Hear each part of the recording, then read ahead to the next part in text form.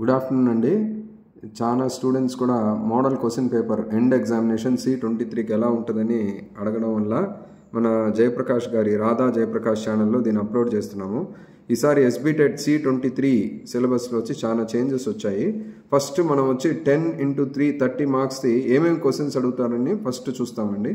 First question కనుక మీరు చూసారంటే friends, fill in the blanks with appropriate articles అని అడుగుతారు. ఇది మన టెక్స్ట్ బుక్లోనే పేజ్ నెంబర్ 207, 208, 209, 210లో ఉన్నాయన్నమాట ఈ క్వశ్చన్స్.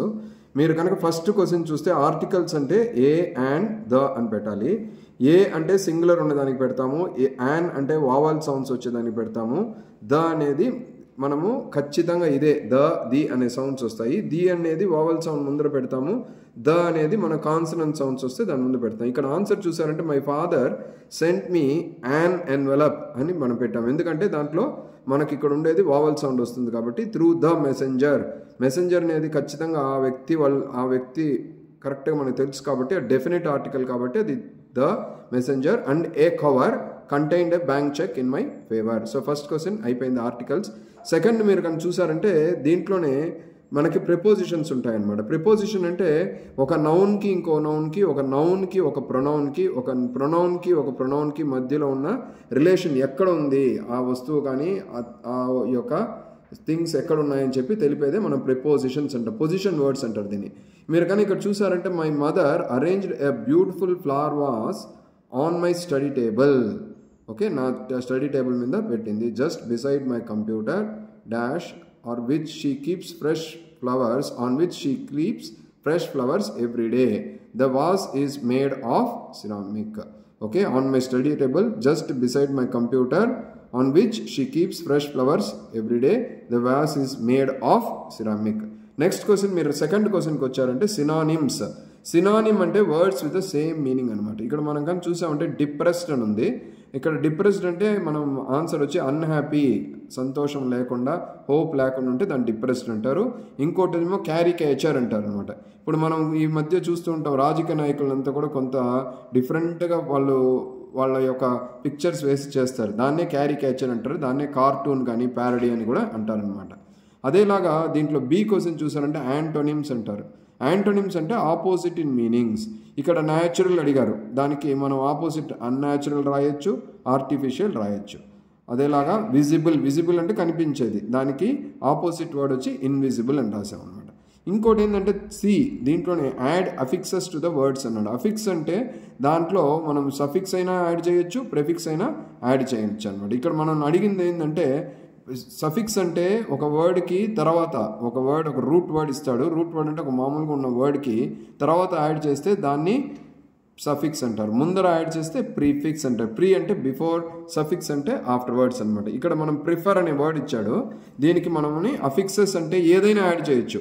అంటే ఒక వర్డ్కి ముందరైనా యాడ్ చేయొచ్చు, ఒక వర్డ్కి వాడు ఇచ్చిన వర్డ్కి తర్వాత అయినా యాడ్ చేయొచ్చు. ఇక్కడ మనం ప్రిఫర్కి ప్రిఫరబ్లీ, ప్రిఫర్డ్, ప్రిఫరింగ్ ఏదైనా యాడ్ చేయొచ్చు అనమాట. అదేలాగా ప్రాపర్ ఇచ్చాడు, మీరు ప్రాపర్కి ఇంప్రాపర్ కూడా రాయొచ్చు, లేదు ప్రాపర్లీ యాడ్ చేయొచ్చు. ఎందుకంటే ఆడ అడిగిన క్వశ్చన్ సిలో యాడ్ అఫిక్సెస్ అని ఇచ్చాడు అనమాట. అఫిక్సెస్ అంటే either it may be suffix or prefix. మళ్ళీ థర్డ్ క్వశ్చన్ వచ్చారంటే fill in with suitable primary helping verbs అన్నాడు. ఇక్కడ ప్రైమరీ హెల్పింగ్ వర్బ్స్ 3 అడిగారు అనమాట. Be form, do form, have forms అన్నాడు. బీ అంటే ఇక్కడే రాసి ఉన్నాను మీకోసము, యామ్, ఈజ్, ఆర్ ప్రెజెంట్ టెన్స్లో, వాజ్, వర్ పాస్ట్ టెన్స్లో, బీన్ బీయింగ్ అనొచ్చు. డూ ఫామ్ వచ్చి డూ, డస్ ప్రెజెంట్ టెన్స్లో, డిడ్ ఉంది పాస్ట్ టెన్స్లో. అదేలాగా హ్యావ్ ఫామ్ వచ్చి హ్యావ్, హ్యాజ్, హ్యాడ్ అనమాట. ఇక్కడ ఫస్ట్ క్వశ్చన్ వచ్చి హెల్పింగ్ వర్బ్స్లో all the books have already been sold out. Time ఏమి ఇవ్వలేదు కాబట్టి మనం అది రాయొచ్చు అనమాట.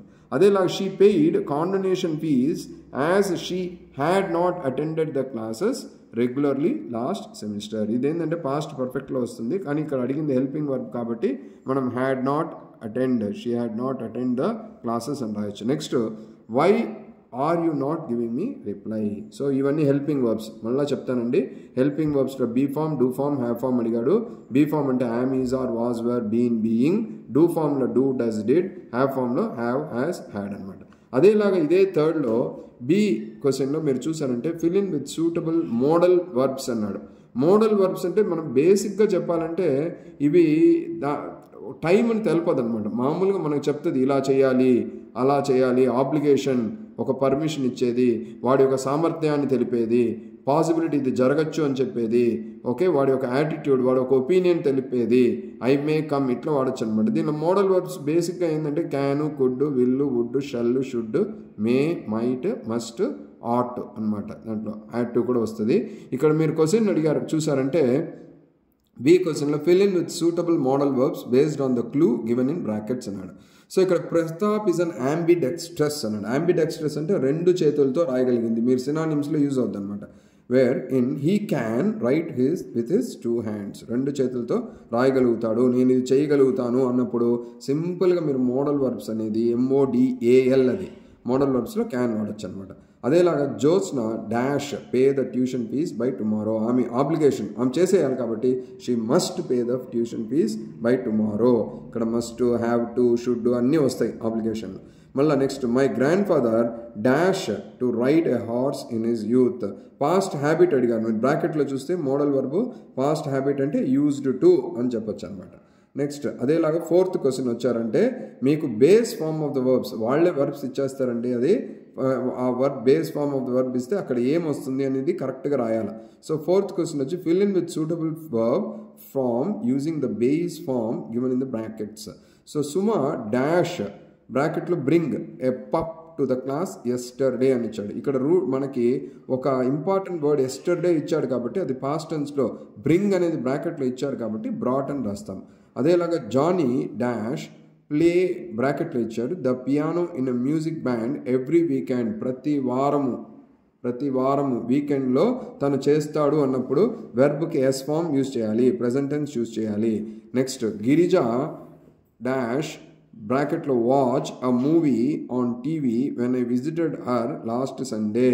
సో నేను లాస్ట్ సండే గిరిజ వాళ్ళ ఇంటికి వెళ్ళినప్పుడు she was watching a movie on TV. So ఇది ఏ టెన్స్లో వస్తుందండి, ఇది పాస్ట్ కంటిన్యూస్లో వస్తుంది అనమాట. ఫస్ట్ వన్ చూస్తే మీకు పాస్ట్ టెన్స్లో ఉంది, సుమా బ్రాట్ అనేది. సెకండ్ వన్ చూస్తే సింపుల్ ప్రెజెంట్లో ఉంది. థర్డ్ వన్ చూస్తే మీకు పాస్ట్ కంటిన్యూస్లో ఉంది. ఇప్పుడు 5th క్వశ్చన్ చూసారంటే అండి ఇదే పార్ట్ ఏలో change the voice of the following అన్నాడు. ఇక్కడ వాయిస్ అనమాట, అంటే మనం యాక్టివ్ వాయిస్, ప్యాసివ్ వాయిస్ నేర్చుకున్నాము.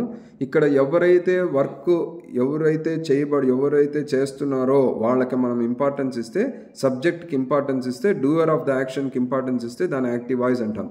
అలా కాకుండా ఏం జరిగిందో దానికి మనం ఇంపార్టెన్స్ ఇచ్చామనుకోండి దాన్ని ప్యాసివ్ వాయిస్ అంటాం అన్నాడు. మనకందరికి చిన్నప్పటి నుంచి ఒక ఎగ్జాంపుల్ చెప్పారు, రామ కిల్డ్ రావణ, ఇది పాస్ట్ టెన్స్లో ఉంది. కిల్డ్ అనే వర్డ్ అక్కడ మనకి పాస్ట్ టెన్స్ని తెలుపుతుంది. ఆ వర్డ్ కిల్డ్ రావణ, ఎవరు చంపారు, రాముడు చంపాడు కాబట్టి అది active voice. Ravana was killed by Rama అంటే రావణాసుడు రాముడి చేత చంపబడ్డాడు, అంటే ఏమి జరిగింది, ఎవరి చేత ఏదైతే జరగబడిందో దాన్ని మనం ప్యాసివ్ వాయిస్ అంటాం. సో ఇక్కడ మనం క్వశ్చన్ చూసామంటే 5th క్వశ్చన్ మనకి యాక్టివ్ వాయిస్, ప్యాసివ్ వాయిస్ అడుగుతారండి మనకి ఎక్స్టర్నల్ ఎగ్జామినేషన్లో.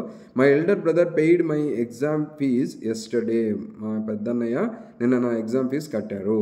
సో దీన్ని మనం ప్యాసివ్ వాయిస్లో మార్చాలంటే my exam fees okay was paid by my elder brother yesterday అని రాయాలి. So my exam fees was paid, ఎందుకంటే వాస్ పెయిడ్ ఎందుకు మారుతుందండి, ఇక్కడ పెయిడ్ అనేది పాస్ట్ టెన్స్లో ఉంది కాబట్టి వాస్ పెయిడ్ పెడతాం. Next these 2 chapters will be taught in next month.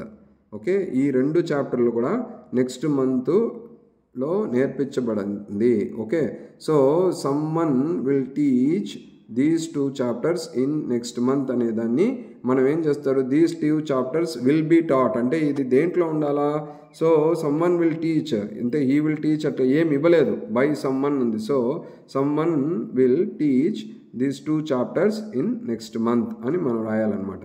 Next they are constructing a new house, so వాళ్ళు ఇల్లు కడుతున్నారు అంటే ఇది ఏ టెన్స్లో ఉందండి, ఇది ప్రజెంట్ కంటిన్యూస్లో ఉంది. సో మనము ఏ new house is being constructed by them అని వాడాలి. ఏ న్యూ హౌస్ అంటే ఇక్కడ ఏంది, ఆబ్జెక్ట్ని సబ్జెక్ట్ చేసుకోవాలా, సబ్జెక్ట్ని ఆబ్జెక్ట్ చేసుకోవాలా.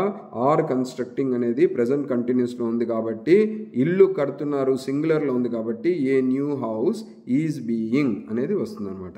ఇది అయిపోయిందండి. నెక్స్ట్ 6th క్వశ్చన్ మీకు స్టార్టింగ్లో ఏం అడిగారు, వాళ్ళ బ్రాకెట్లో ఫిల్ ఇన్ అంటే Pacific is dash okay, big అనేది బ్రాకెట్లో ఇచ్చి ఓషన్ ఆఫ్ ఆల్ అన్నాడు. Fill in with appropriate degree of the adjective అన్నాడు. అంటే ఏంటి, మనకి 3 డిగ్రీస్ ఉంటాయి అన్నమాట. Positive degree, comparative degree, superlative degree. అంటే మనం గుడ్, బెటర్, బెస్ట్ అంటాం. Big, bigger, best, big, bigger, biggest అంటాం. టాల్, టాలర్, టాలెస్ట్ అంటాం. అక్కడ వీడేమన్నాడు అంటే కరెక్ట్ ఫామ్ రాయమన్నాడు. సో పెసిఫిక్ ఈజ్ డాష్ అని ఇచ్చాడు. అప్పుడు ఏమని రాస్తాము, సూపర్లేటివ్ డిగ్రీలో రాయాలి. The biggest ocean of all అని రాయాలన్నమాట. ఇద్దరి మధ్యలో ఏదైనా చెప్పారనుకోండి, ఈజ్ బిగ్గర్ దాన్ అని వస్తుంది అనమాట. ఓకే, సో ఎవరి గురించి ఏమి కంపేర్ చేయలేదు అనుకోండి, అప్పుడు మనం బిగ్ అనేది రాస్తాం. నెక్స్ట్ క్వశ్చన్ చూసారంటే వాడే క్వశ్చన్లు అడిగాడు. No other food item is as nutritious as honey అన్నాడు.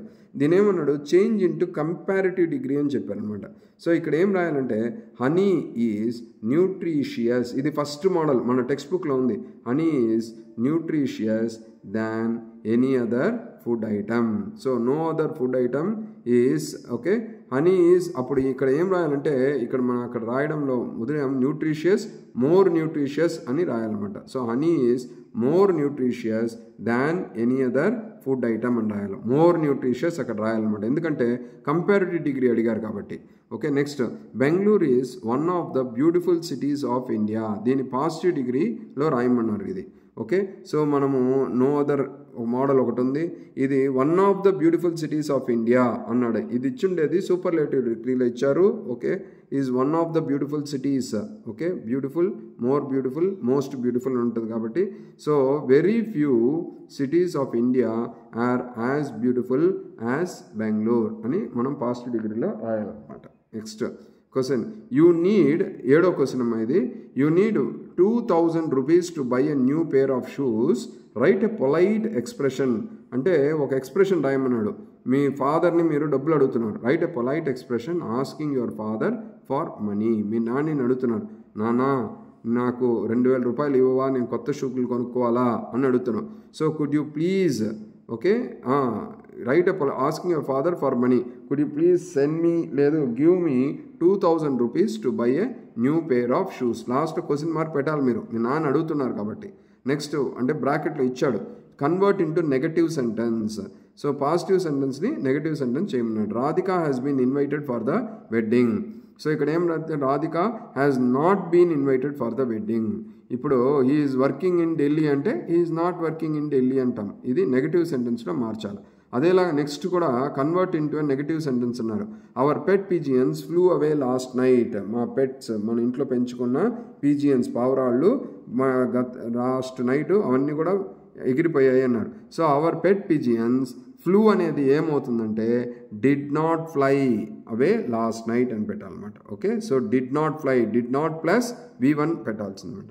Next 8th question, Ramesh can't reach on time dash he travels by super fast train. దీన్ని కంజంక్షన్ టైం అన్నాడు. కంజంక్షన్ అంటే ఏంటి, జంక్షన్ వర్డ్స్ అనమాట పార్ట్స్ ఆఫ్ స్పీచ్లో. ఓకే, కంజంక్షన్ అంటే ఇవి మనము అండ్, ఆరు, బట్, ఇవన్నీ దో, ఆల్, ఇవన్నీ వాడతాం. సో ఇక్కడ ఏం చెప్పాడు, కంజంక్షన్ జంక్షన్ వర్డ్స్ అంటే 2 వర్డ్స్ని కానీ 2 సెంటెన్సెస్ కానీ మనల్ని కలుపుతుంది అనమాట. So Ramesh can't reach on time although he travels by a super fast train అనమాట. Next, though the long bell was given the children stayed in the class room. Change into simple sentence. అంటే మనకి 3 types of sentences ఉంటాయి, మీరు నేర్చుకుంటారు last లెసన్లో మనకు ఉంటాయన్నమాట. Simple sentence, complex sentence, compound sentence అనేసి. సో మీరు ఇక్కడ ఏంటంటే జస్ట్ ఎగ్జాంపుల్, ఇది మోడల్ పేపర్ కాబట్టి మీరు ఏం రాస్తారు, in spite of being given the long bell, in space ఇచ్చి స్పైట్ రాసి of being given the long bell the children stayed in the class room. Long bell ఇచ్చినా కూడా చిల్డ్రన్ అందరూ కూడా, పిల్లలందరూ కూడా క్లాస్ రూమ్లోనే ఉన్నారు. Next, get a ticket on a sleeper coach and then you can sleep during journey. ఇదేమో compound, ఇక్కడ వాడు ఏం చెప్పాడంటే కాంప్లెక్స్ సెంటెన్స్లో మార్చమన్నాడు. కాబట్టి with a ticket for a sleeper coach, లేదు with a sleeper coach ticket అని రాసి comma you can sleep during your journey. Simple complex compound అండి. అంత ఈజీగా అయితే ఉండదు, కానీ కొన్ని నేర్చుకుంటే మీ టెక్స్ట్ బుక్ మోడల్ నుంచి కొంత ఈజీగా అటెండ్ చేయొచ్చు, మీరు కనీసము దానికి దగ్గర వస్తారనమాట. Next direct indirect speech 9th question. Tarun said Pratima I shall return your notes tomorrow. Tarun ఏమని చెప్తున్నాడు, కామా డబల్ కోట్స్లో ఉంది అట్లాంటి సెంటెన్స్ అంటే దీన్ని డైరెక్ట్ స్పీచ్ అంటారు. ఇండైరెక్ట్ స్పీచ్ అంటే ఏంటి, అయిపోయిన దాన్ని మళ్ళీ మనము ఇంకొకసారి వేరే వాళ్ళకో దాని గురించి మాట్లాడితే అప్పుడు ఇండైరెక్ట్ స్పీచ్ అంటాం అనమాట. డైరెక్ట్ స్పీచ్ అంటే స్పీకర్ ఎదురుగుండా ఉన్నప్పుడు మనం మాట్లాడి ఉంటాం. సో ఇక్కడ ఏంది, Tarun said Pratima comma double కోట్స్ని తీసేసి తరుణ్ సెడ్ ప్రతిమ అయినా రాయొచ్చు, లేదు told Pratima that he shall అనేది ఏమవుద్ది, that he would return her notes, ఆమె నోట్స్ కాబట్టి ద డే ఆఫ్టర్ కానీ నెక్స్ట్ డే కానీ మారుతారు. టుమారో అనేది ద నెక్స్ట్ డే అని రాసుకోవచ్చు అనమాట. సో డైరెక్ట్ నుంచి ఇండైరెక్ట్ మార్చినప్పుడు కామా డబల్ కోట్స్ అన్ని తీసేసి Tarun told Pratima that he would return, shall అనేది he would return her notes the next day అని వాడతాం. నెక్స్ట్ ఇంకోటి డైరెక్ట్ స్పీచ్లో మార్చమన్నాడు. Arjun requested his sister Priya not to disturb while he was studying. So ఇక్కడ ఏమిటి, Arjun said to his sister Priya అని రాసి కామా పెట్టి డబల్ కోట్స్ పెట్టి don't disturb okay him while he is studying అనేది ఫుల్ స్టాప్ పెట్టి డబల్ కోట్స్ పెట్టి క్లోజ్ చేయాలంటే డైరెక్ట్ ఇండైరెక్ట్ స్పీచ్లో డైరెక్ట్ స్పీచ్ ఇస్తే ఇండైరెక్ట్ స్పీచ్ మార్చాలి, ఓకే ఇండైరెక్ట్ స్పీచ్ ఇస్తే డైరెక్ట్ స్పీచ్ మార్చాలి. ఇక్కడ వాళ్ళు మనకి డైరెక్ట్ స్పీచ్గా మార్చమన్నారు కాబట్టి గుడ్డి గుర్తు కామా డబల్ కోట్స్ పెట్టి అక్కడ కనుక అన్ని పాస్ట్ టెన్స్లో ఉంటే ఇక్కడ ప్రజెంట్ టెన్స్లో అయిపోతుంది. అందువల్ల మనం ఏంది, don't disturb him while he is studying అన్నాం. Next teacher said students why are you talking in the class. So అడుగుతుంది అన్నమాట, క్వశ్చన్ అనమాట. ఇది ఇండైరెక్ట్ స్పీచ్లో మార్చాలి, ఎందుకంటే మనకి ఎట్ట తెలుస్తుంది డైరెక్టా ఇండైరెక్ట్ అంటే. డైరెక్ట్ స్పీచ్ అంటే ఇక్కడ కామా డబల్ కోట్స్ వచ్చింది కాబట్టి టీచర్ చెప్పింది అనమాట, ఏమిది మీరు ఎందుకు ఈ క్లాస్ రూమ్లో మాట్లాడుతున్నారని. So teacher asked students why they were talking in the class. Why are you అనేది ప్రజెంట్ టెన్స్లో ఉండేది ఏమైపోయింది, అన్ని పాస్ట్ టెన్స్లో అవుద్ది. అంటే సింపుల్ ప్రెజెంట్లో ఉండేది సింపుల్ పాస్ట్ అవుద్ది, ప్రజెంట్ కంటిన్యూస్ పాస్ట్ కంటిన్యూస్ అవుద్ది, present perfect past perfect, present perfect continuous past perfect continuous, okay simple past perfect అవుద్ది, past continuous past perfect continuous అవుద్ది, పాస్ట్ పర్ఫెక్ట్ ఏమో పాస్ట్ పర్ఫెక్ట్లో ఉంటుంది, పాస్ట్ పర్ఫెక్ట్ కంటిన్యూస్లో ఉంటుంది. సో ఇది 9th question అండి. 10th క్వశ్చన్కి వచ్చారంటే కరెక్ట్ ద ఫాలోయింగ్ సెంటెన్సెస్. ఇది లాస్ట్ చాప్టర్లో మీకు ఉంటుంది, చాలా మీకు ఎగ్జాంపుల్స్ ఇచ్చాడు. ఇది నేర్చుకున్నారంటే 3 రాస్తే 3 మార్కులు ఈజీగా వస్తాయి. So these flowers are smelling sweet అన్నాడు, స్మెల్లింగ్ ఓకే ఫీలింగ్ ఇలాంటిదంతా ఉన్నప్పుడు మనం ఎప్పుడు కూడా ప్రజెంట్ టెన్స్లో రాయాలి. So these flowers smell sweet అనాలి, ఆర్ స్మెల్లింగ్ అనేది రాయకూడదు. సో మనకి అబ్జర్వింగ్ ఇట్లంతా రాసినప్పుడు మనకి ఫీలింగ్ అని వచ్చినప్పుడు ఇలాంటప్పుడు మనం యూజ్ చేయాల్సింది సింపుల్ ప్రజెంట్లోనే వాడాలి, గుడ్డి గుర్తుంది. Next either the father or his children has arrived home early అన్నాడు.